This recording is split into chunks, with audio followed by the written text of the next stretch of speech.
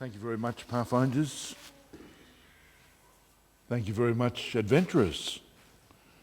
And thank you very much, church. It's great to be here and to fellowship in this day, in this worship. And it's great to see that, this ministry is something which is special, very, very special. Our children are special. Of course, we've just read a text. And you can probably put it back up on the, you can put it back up again, because this is my text.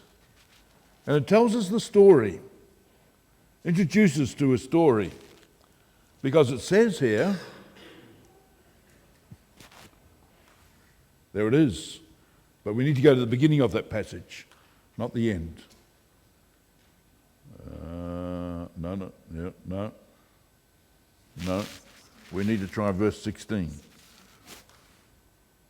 There it is. And so you can imagine them.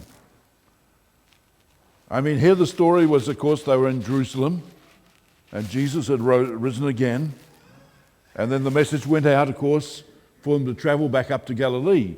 For most of them, they were Galileans anyway. This was their place. This is the place of all their memories, where things had happened to them. This is the place where the great miracles had taken place. This is the place where they'd seen Jesus as he was. But more than that, and especially in this occasion, it was very much a man getting together, These were the men. And Jesus did something which was very interesting. He sent them away into Galilee, but not into a city. Notice that?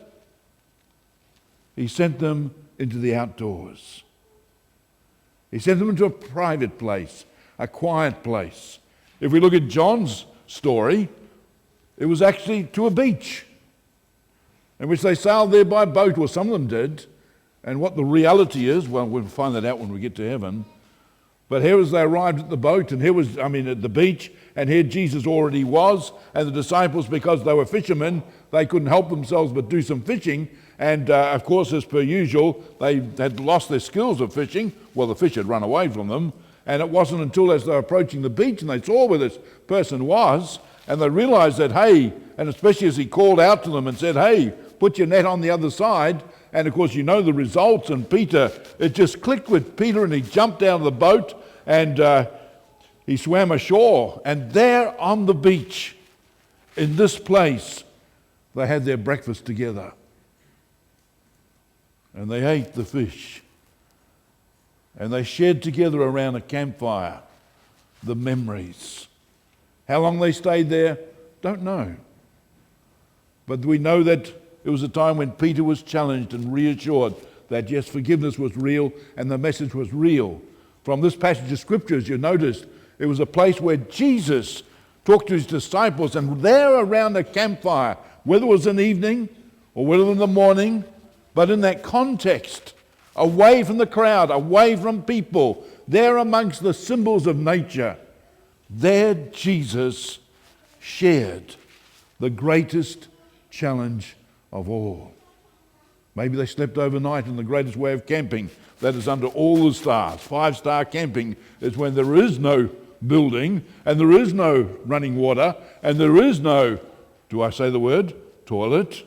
It's just the joys of seeing all the wonders of God. There's nothing more majestic than lying in a place where you can see it all sprayed across the sky, the night sky, and to sit around a campfire. And there in that context, these stories were probably told and shared. And then Jesus says, you've been given complete authority in heaven and on earth. And you can imagine them pausing as they think of the darkness of the earth that was around them and look up at the heaven. There it was, and this group of people, this group of men, and you notice in the verse before it says when they saw him, they worshipped him, and some of them still doubted. But to this group of people who were growing in their spiritual growth, these were young men and older men, but basically they were young men. That's what they were, a young man. And Jesus says to them, therefore, go and make disciples of all nations, baptizing in the name of the Father, the Son, and the Holy Spirit, and teach these new disciples to obey all the commands that I have given. And be sure of this. And they already knew that Jesus said he was going back to heaven. They already knew this. But he says, be sure of this. I will always be with you right until I come back again. That's the promise. Camping. Camping is tangled up with this thing. And camping, which is that special thing, camping in our own church, has its official beginnings right here in this country, in Adelaide in 1920. Believe it or not, in 1925, the first camp ever run by a Seventh-day Adventist church, sponsored by the Seventh-day Adventist Church, was in Adelaide. The next year, it happened, of course, in America, in the Michigan conference. But there, Pastor Faddick had to just literally talk to the administration and say, this is the ministry. He had gone to a training program with the Scouts. He had discovered the inspiration of Baden-Powell, a Church of England man, a man who was committed to the Lord and believed that in the outdoors and doing active things you could share and be part of this very thing which we're talking about, the sharing of the good news of Jesus Christ, because no child, boy or girl, automatically discovers Jesus. Their parents are challenged. We are challenged as parents to tell them about Jesus, to tell the stories and to challenge them. We as a church, this is part of our ministry, and so we have Pathfinders and adventurers. Traditionally, as a church, we've had JMVs and pre-JMVs, and it goes way back into the early part of our history. It is part of our very DNA. That's what it is. It's something which we have. Ellen White and all those who were with her were all young people. They knew. The first magazine which we produced was called The Youth Instructor. That was how the church has been and been developed that way. These people are special. They're not an add-on, they're part of. They're very much a part of.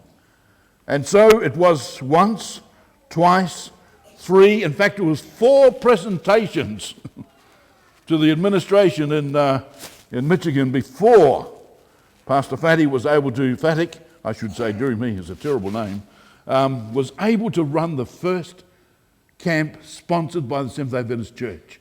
You see, their biggest objection was, how can you worship God outside of a church? How could you, have the Sabbath school lesson and have the sermon outside of these very special buildings, How could you do that? In their particular day in the 1920s, that was like serious sort of thing. They were not too sure about that, not when it's boys and girls, And would they be interested? Well, you don't know. In that first camp, they had 18 boys who came along. 18 boys in their World War I army tents, canvas tents, and they were put into units. They were camped beside a lake, and first thing in the morning when the bugle went and the boys were woken up, they were said to the lake. That's what it is, it's to the lake. We're introducing the Polar Bear Club. That meant first thing in the morning, up, out of bed, into clothes that are appropriate, down, jump into the water, very early in the morning, mind you, and then run back up again, change, get ready, then go into morning worship. That's what it was, but it was the Polar Bear Club. And the interesting thing is that if anyone was a little bit slow in getting up out of bed, well, guess what? They were picked up out of bed, their clothes were, and then they were marched ceremoniously and dumped into the water. So was invented a tradition which still is held by many camps throughout North America in their particular ministry.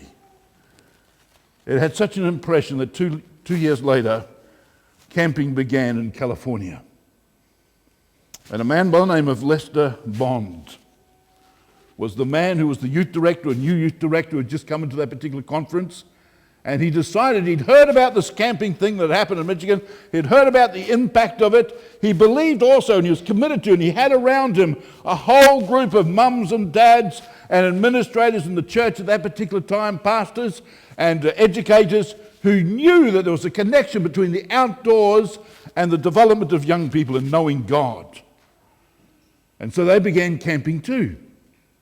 And for that first camp, they had a camp for the girls and a camp for the boys.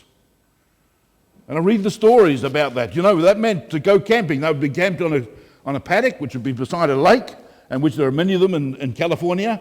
And they'd be there on someone's farm, they'd arrive on the site, they'd pitch the tents, and there'd be the tents, which everyone has, they'd be divided into units, and they'd all arrive, and they'd line up and be divided into units. The cook was introduced, and then it was the same sort of program. First thing in the morning, up, out, swim.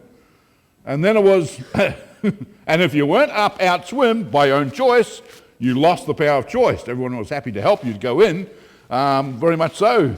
And then it was on, the program just took place, and it was so Christ-centered as you read those first things. But at that first meeting, that first camp, the guest speaker was a gentleman by the name of Spalding. Spalding was an educationist, a great educationist with the Adventist Church. But he just loved this age group. He loved to teach them. But more than that, he supported JMVs and pre-JMVs as it was in those days, 1928. But he was a storyteller. And he loved to tell stories. And the worships that he took that evening around the campfire were the ones that inspired that group of kids in the relationship with their Lord, something they never ever forgot. But more than that, it inspired the adults who were sitting there, that suddenly they wanted to be part of this ministry, that this was a place in which young people were making real choices around a campfire. They were happening right there. But it was significant because he spoke about a character in American history that lived at the same time as what Mrs. White did, by the name of Mr. Pathfinder. That's what he was known as. He was actually John Fremont, but he was known as Mr. Pathfinder because at that particular time in American history, they were like Australia, like here, you had this great big obstacle in the way called the Blue Mountains, and people knew that you had to get over there to find out what was there, and no one could work out how to get over there, and it wasn't until a group of Europeans who managed to do it and up and over and opened up the way. And America was in the same situation. They'd expanded from the east coast and came halfway, and then suddenly there was these hills and mountains and ranges, and they weren't too sure, and there was all these terrible stories about Indians and all that sort of thing. And it wasn't until John Fremont, with a group of people, started to move his way and explore, and he would come back and he would tell the story. There's not that anything did new. What he did new was he told the story. He wrote it, and people read it. And suddenly there are mums and dads who are reading this with their boys and girls and saying, we want to go out. And that's what they did. Here was a whole movement, a whole population that took place, a whole expansion of the United States of America in their population growth took place at the time. But the stories about John were the ones which Spalding talked about, inspired these young people, that really the greatest Pathfinder at all wasn't John. I mean, the significance which he was in American history, but more significant was Jesus. Jesus is our great Pathfinder. And you know, it made such an impact that the word Pathfinders became something of just a connection with camping because of that. And so guess what? When California built their first youth camp, they called it Pathfinders. And a few years later, again in California, in 1946, the first Pathfinder club was, well, a club for boys and girls, aged 10 to 15, and it was called Pathfinders. Because that was a tradition which Californians had because of what Spalding had done, that the Lord had led him and inspired him to share the story of Mr. Pathfinder, but it connected it so powerfully with Jesus. At the same time, of course, you had the development of the Pathfinder song, the Pathfinder symbol, which we have and still have today, although we're here in Australia and New Zealand, and this division, we've changed the song, but the symbols are still the same. We still have the triangle. We still have those particular things. In 1950, of course, the GC made this something official. The Pathfinder flag came from this period of time. All in this time where people were inspired, and all around camping and Pathfinders and all that sort of thing, and they recognized this role which was here. And in 1950, the GC took on Pathfinders, not as something that would take the place of JMVs, but it was something that would support the JMV program. That's This was designated as. In 1952, of course, Pathfinders in this division started in Runga and in Stanmore Church. That's where it began, right here in our own conference. And in the statement which was made, the reason for Pathfinders was to prepare boys and girls for heaven. That's what it was. It all had to do with that campfire where Jesus sat with that group of disciples and said, whatever you do, go tell. Go tell the good news.